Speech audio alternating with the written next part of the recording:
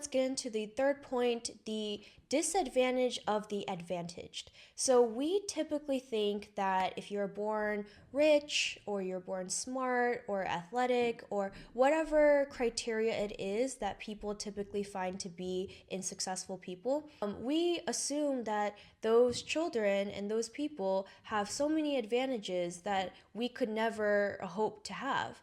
And this book argues that that's not always the case. And so he talks about the inverted U curve when it comes to benefits. So basically, on the left, you do see that indeed, as you grow in the benefits, let's say it's classroom size, for example.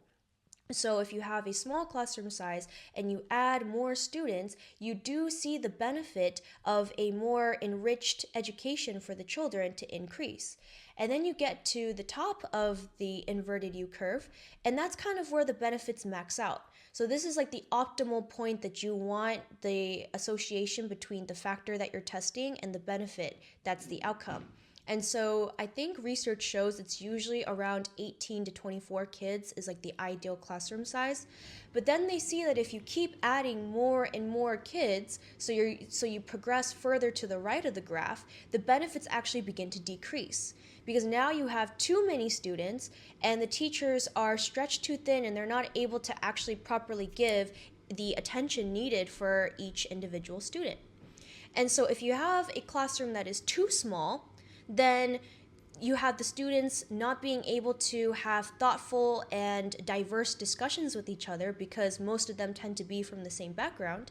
So if you add more students, you get a more enriched curriculum and interaction with other students.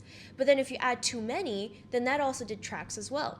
And so you can apply this curve to really anything. It's the same thing with money. We typically think that people who have lots and lots of money, like we envy them. But I have known from personal experience with interacting with many ultra wealthy kids, because I went to an Ivy League, that their experiences growing up were incredibly traumatic. And there are things that we take for granted that they didn't have.